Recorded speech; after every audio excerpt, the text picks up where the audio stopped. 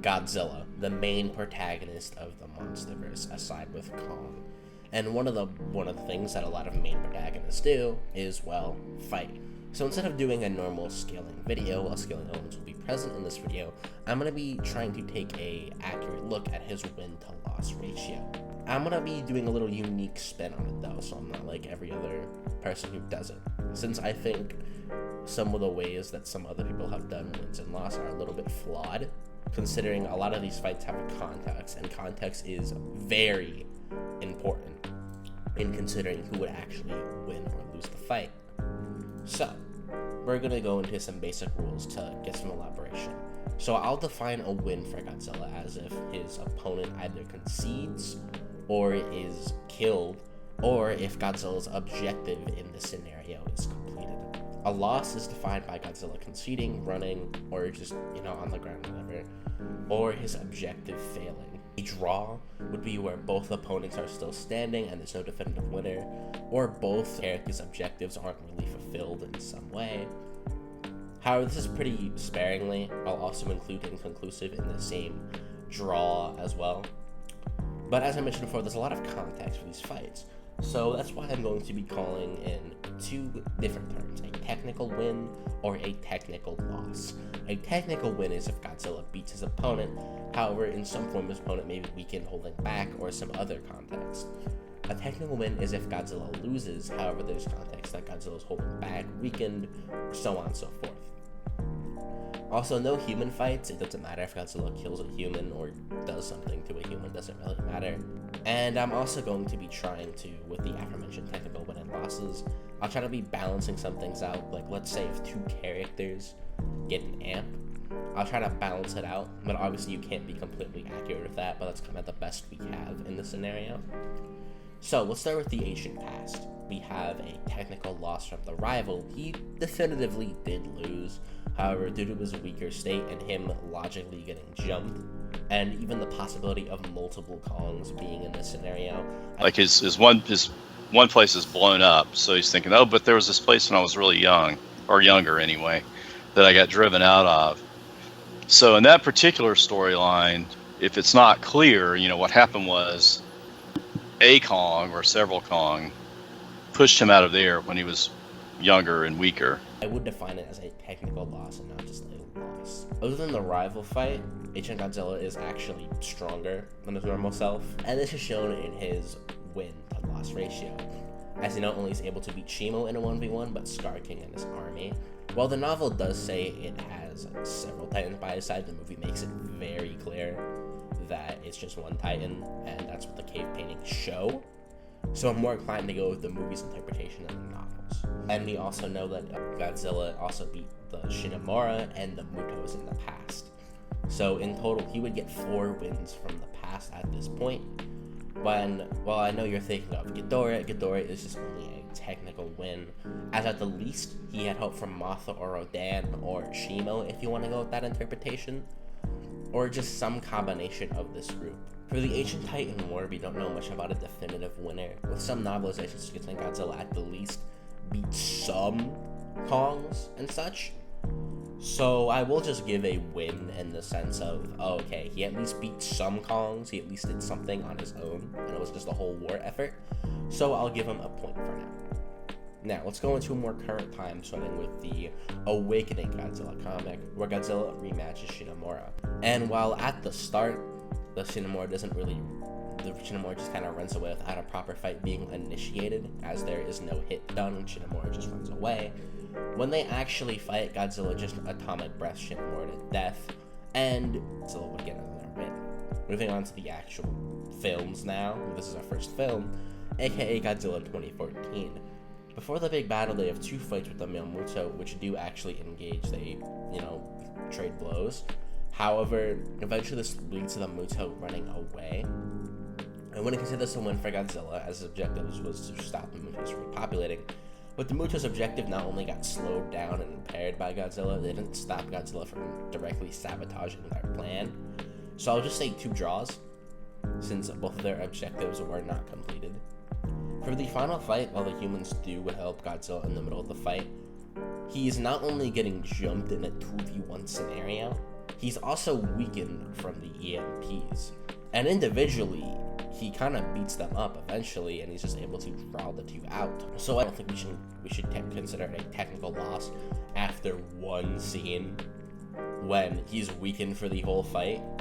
So I think it's just a win. Moving on to the Godzilla Aftershock comic, Godzilla has two short encounters with the Muto Prime, in which Muto Prime actually does land a hit, so we will count it.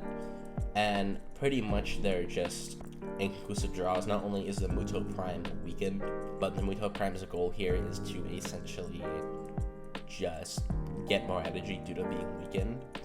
And Godzilla obviously doesn't kill the Prime, so just inconclusive or draw, whatever you want to call it. Now let's go to our larger encounters. The first larger encounter starts with a fierce atomic breath by Godzilla sending the Prime flying before they tackle into each other. Muto Prime seems to get the upper hand and is pinning Godzilla down before Goji overpowers the Prime, and the Prime later runs away. It's later outright said that Godzilla lost this fight, and considering all the wounds he has and neither is his objective completed, well, the Muto Prime's objective is actually completed, they got all the energy they need and aren't weakened anymore, I will give it just an outright win to Prime. The final encounter with Muto Prime leads to Godzilla with the upper hand at the start, before Muto Prime's supersonic screech breaks Godzilla's dorsal plates, and eventually gives Muto Prime the advantage as she stands on top of the King of the Monsters. The humans use the Orca to distract Prime, giving Godzilla the split-second edge to use an atomic pulse on Prime, finishing them off with a stomp, giving Godzilla a technical win for very obvious reasons. Then around a year later, Godzilla fights and easily beats the Ion Dragon, another outright win. Our next film is King of the Monsters, in which the first fight between Ghidorah and Godzilla in the Arctic.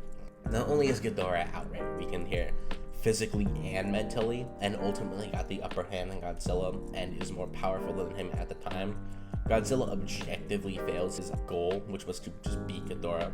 The commentary even goes as far to say that Godzilla is the underdog in this fight. Yeah. In this corner. Yeah. It's going down. But Look at that. It's massive. I love it because it makes Godzilla look small. Yeah, Underdog. small, which never happened. He is the underdog.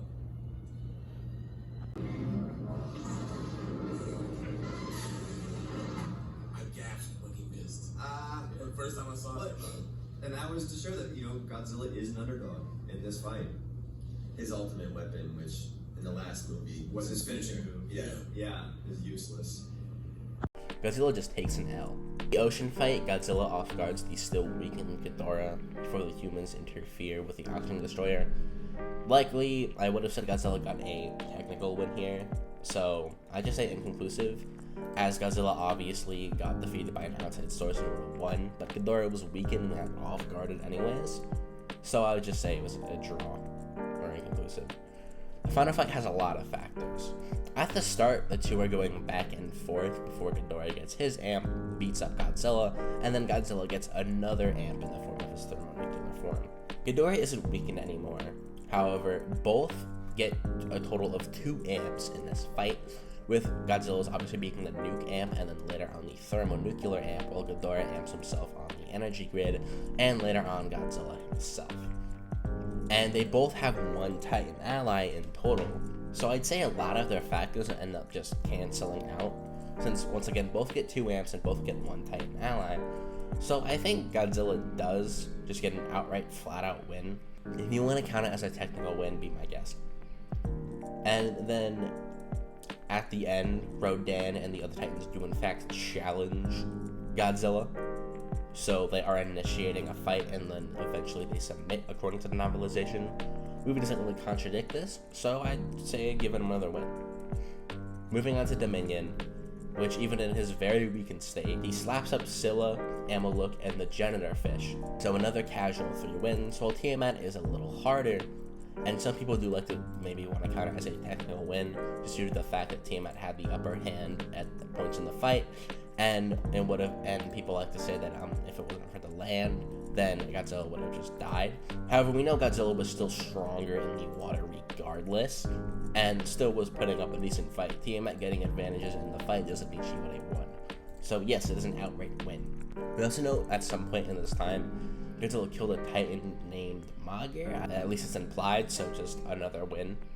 Now to GVK. As we know, GVK, despite the glow, which is not only overhyped and doesn't correlate to power, he is directly confirmed to be weakened outright in the novel, but also by Adam off screen. Godzilla, and Godzilla, by the way, I think would probably do a lot better in this fight if he hadn't have just gone a couple rounds with Kong. I mean, Godzilla's pretty tired. I mean, he hasn't had a chance to really slow down this entire movie. I mean, presumably he's been swimming around and, you know, going nuts in the ocean when he's not on screen. And so when Mechagodzilla comes out, they just...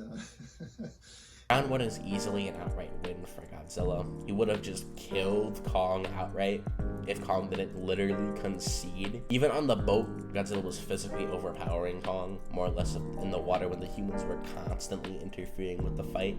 Well, people like to mention this today so that GV Kong was weakened. GVK Kong is not weakened, while GXK Kong is obviously stronger. That's not being weakened, that's just a character getting stronger over time. And the sedatives wore off, aka adrenaline. Sedatives, by definition, imply that you would be tired or sleepy, which obviously Kong was not in this fight. People like to use the novel saying specifically a drug that negates anger, but that's not a sedative, so unless the movie is contradicting itself, which the movie holds more weight than the novel, then no, it's just a sedative and the novel is wrong. The same novel goes out of its way to state that Apex was using a device to control Godzilla and make him evil, which obviously wasn't the case in the film. So, not everything in the novel should be taken literally if it's contradicted by the film. Now, let's go to round 2, which is a technical win for Kong. Once again, Godzilla's weak and holding back. And maybe this is going to be controversial, but I don't think Godzilla's ever afraid that for a second he's going to lose any of these fights. I think that he's playing with Kong. I think that, you know, it's life and death for Kong. Kong's trying to, you know, stay afloat, but trying to stay alive. But, you know, at the end of the day, Godzilla's Godzilla. I mean, you can't kill Godzilla, basically. I mean, Godzilla's on the ocean. I mean, look at him. He's, like, smiling here. Like, right? He's having fun. Kong is not having fun. This scene, Godzilla's having fun. I mean, like, he's not really worried about losing. He's really not. I mean, I know maybe it seems like he is at certain parts. He's got something to do. He's here to go get Mechagodzilla and take him out. Oh, by the way, you know, Godzilla's not worried about Kong. He's just having fun. You know, like he's here to get Mechagodzilla. He knows that Mechagodzilla is the threat. He maybe doesn't know what Mechagodzilla is, but he knows that there's something here that he's got to kill. But once again, the humans say Kong wins, so Kong is gonna win. And then round 3, obviously, Godzilla wins. No need for an explanation. The mecha fight, obviously we know that Kong and Godzilla are both weakened, though Godzilla would have probably died if it wasn't for Kong. It is very likely he would have. It's possible he could have survived, but it's likely he would have still died. Yeah, so I think that maybe he could have taken Godzilla out here. I don't know. I mean, it seems at least plausible in an interesting way. Nice little throwback, basically. I think Mechagodzilla comes close. I think maybe if you'd blown that red beam down his throat, Muto style, that would have done him up. But potentially, who knows? We don't know what Godzilla's insides are made of. I mean, it might be just as strong. So who knows? However, something to note is that it's kind of directly confirmed, like, several times, that if Godzilla wasn't weakened, then Godzilla would win. So I'd say Godzilla wins, considering the whole idea is that he only lost because he was weakened. He only needed help because he was weakened. Now starting straight to 2024 with no comics to cover. Pretty simple to start off. He easily takes a dub against Scylla, same with Tiamat. Then Kong, yes, Godzilla won here. Kong stopped holding back after Kong did his wombo combo. Jason Eisner, who does Dark Side of the Ring, I just recently showed him this movie, and whenever Godzilla suplexes Kong, he stood out of his chair. He was so excited. This moment where like Kong is beating up Godzilla was a little bit longer earlier on, remember, Adam? Then we... Well, this is his revenge for GVK. You know, he's trying to get Godzilla to just do something, but right here he kind of lost his temper, and so, you know, he got a little carried away. You know, the thing I've realized is... And in fact, was infuriated with rage. Godzilla gets back up and pins him down, and not only would have Godzilla just killed him with the breath if it wasn't for Mothra, if it was a normal terrain and Kong did not get lucky and exploit his surroundings, once again something specifically called out. Yeah, well, I like that Kong can fight a little dirty. I think it's always really cool in movies where characters utilize their setting to give them some sort of, even if it's a brief advantage. And this, then Godzilla would have just stomped him to death. well, and see, like in the last film, Godzilla won from crushing Kong down. That's sort of his like finisher move. But Kong got lucky here because the ground in Egypt gives way and it's like sandy, and so the stomping isn't enough to crush him to death. So that's the reason why that move isn't as effective here as it was in the last movie. I'm very hardly convinced that Kong won because he got Godzilla on the ground for a bit. Not downplaying Kong, but that's not a win for Kong. The final GXK fight, both Godzilla and Mo have their monkey pals, so I think their allies kind of equal out. Scar King is killed, and in fact Godzilla is the one who figures out about the crystal and targets it first. And Godzilla at the end with his spiral is at the least somewhat holding the advantage against Shimo, and his goal is completed, so Godzilla wins. Shimo isn't weakened. There's no evidence she is. People say it's instead in the novel, but no, it isn't. Until someone shows me a statement, I don't know, then yeah, it's just an outright win. So let's do some math and tally it up. Godzilla has 20 outright wins, 3 technical wins, 5 draws or inconclusives, 2 technical losses, and 2 outright losses. When you combine the win and losses and the factor, the draws / incons, you get a win rate of about 71% when you round it up. That's pretty good for a lot of characters. Next time when I do this series, I'll be covering Kong's win to loss ratio. So if you like this, make sure to subscribe and keep up with the channel. Peace.